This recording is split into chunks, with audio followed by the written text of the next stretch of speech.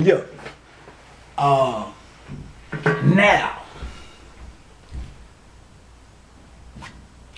we had the chest going up in the river, and then the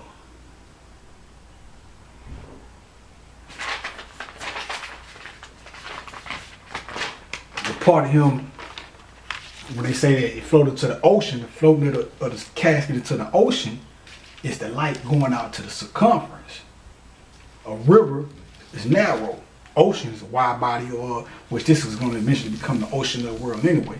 But this is the ocean of, this will be the ocean aspect of it.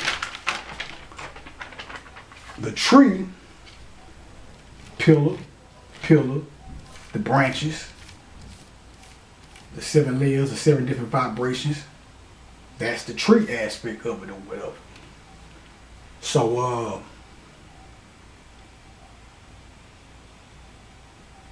they say Isis finds the body, and as she finds the body, Set ends up getting it back and cutting it into 14 pieces. They say she retrieved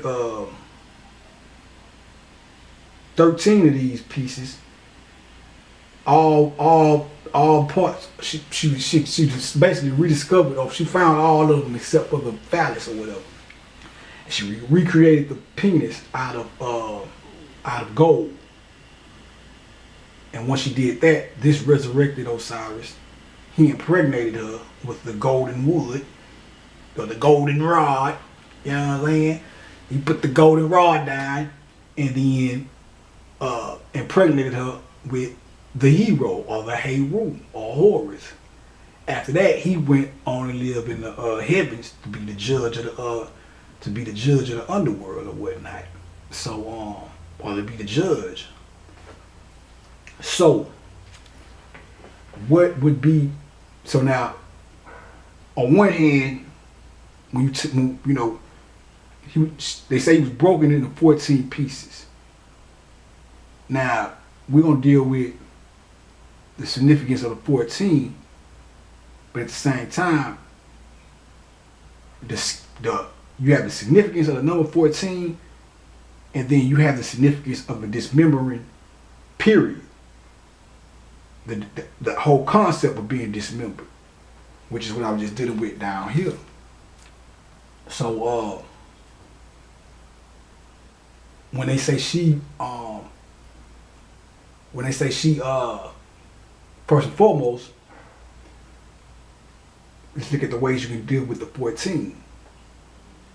You have 17 different levels, or 17 different dimensions, or 7 different aspects of the circle. So I got 7 going up this way, 7 vibrations going out, or 7 different spheres, or 7 different aspects of the atmosphere going out to the outer edge of the circumference. Then this would be the surface, which was the tabletop. This part right here, center, or whatever. You got 7 coming in. 1, 2, 3, 4, 5, 6, 7. Now, mind you, when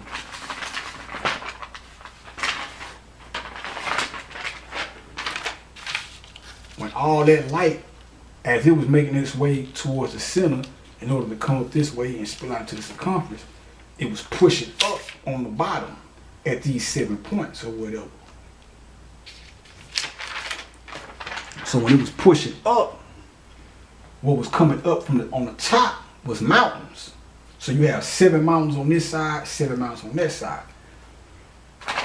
So once the light flooded, leaving the top like this, you have this whole gold table, and 1, 2, 3, 4, 5, 6, 7 mountains.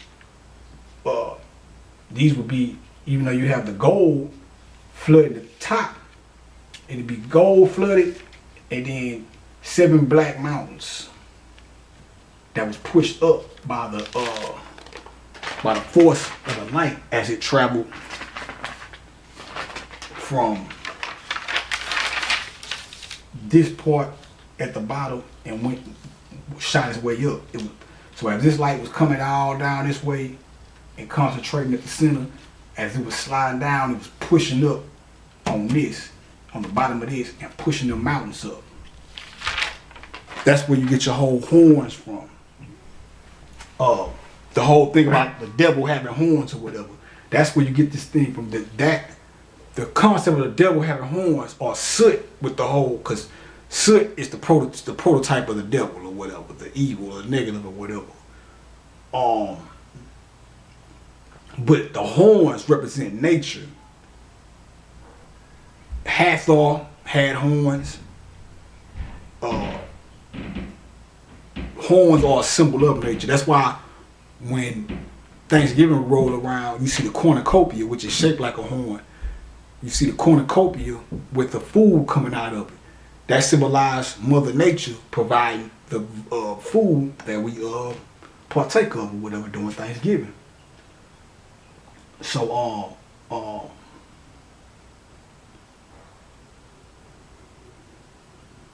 that's also a symbol of division, which goes back to soot.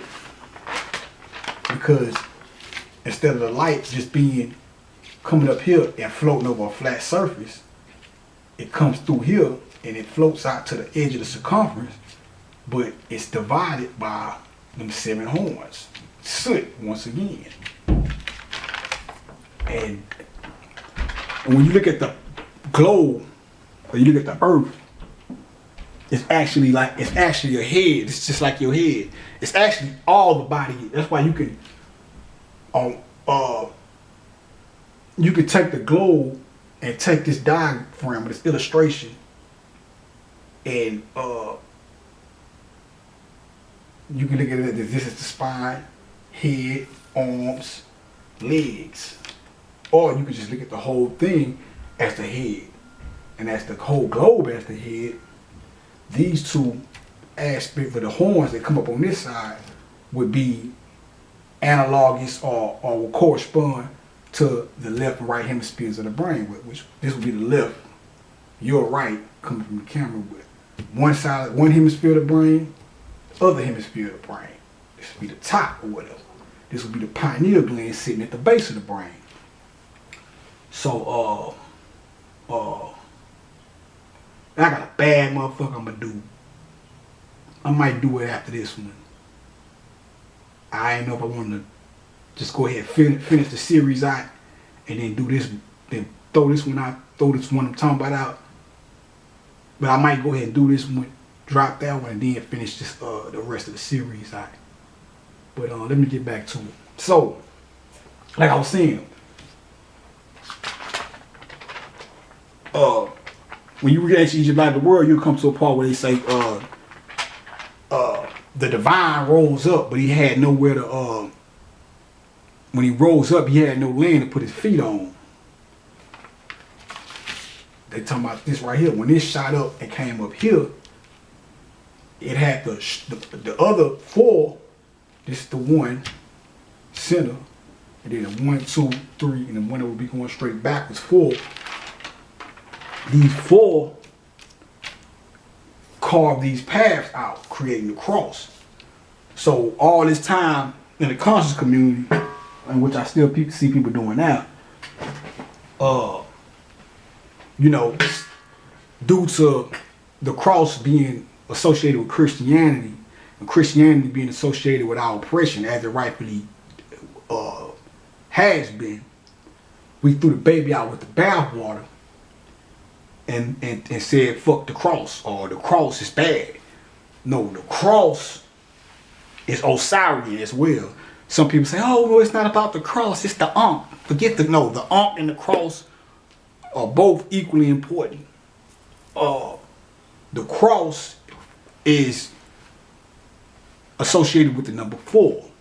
1, 2, 2 lines, then you got 1, 2, 3, 4.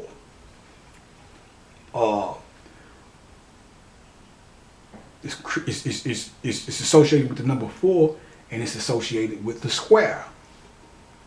Because why? A square has, just like the circle has 360 degrees, cross has 360 degrees.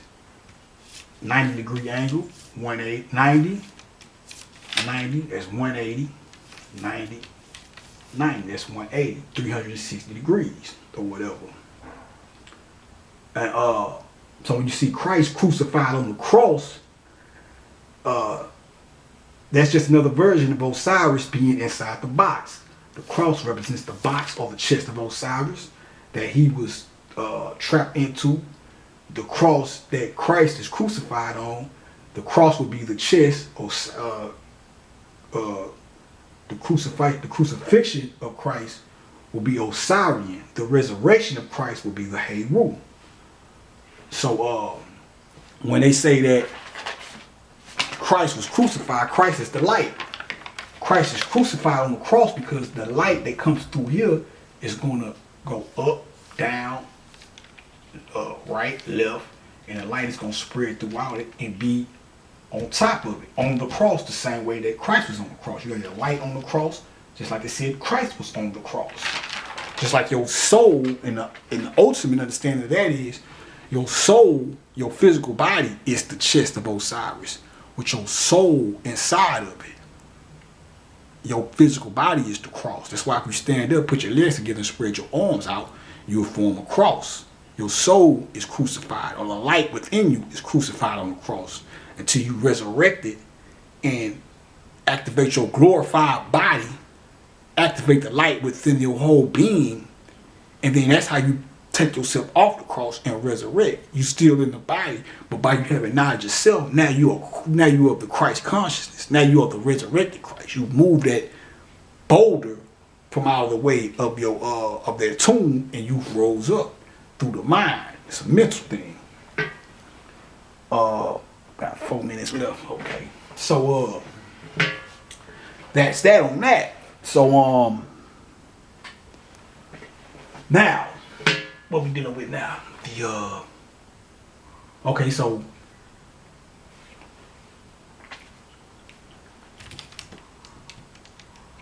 we'll deal with the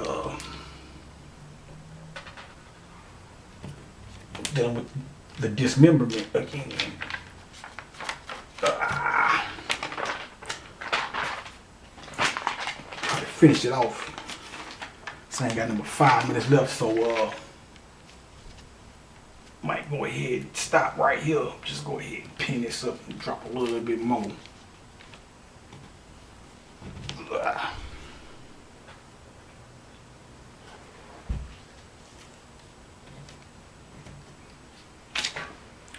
Time 57. All right. So now you have the light. We're gonna deal with this is the side view. We're gonna deal with the surface. This is where we at now. Eventually this is gonna become the surface of the earth. All these mountains I was telling you about are gonna be the mountains of the earth. Which eventually are gonna be broken up and scattered all throughout the world. That's why you have many mountains in various different places or whatever. And then of course you're gonna have the land that that we actually walk on, that the mountains are connected to, and then you have your water. So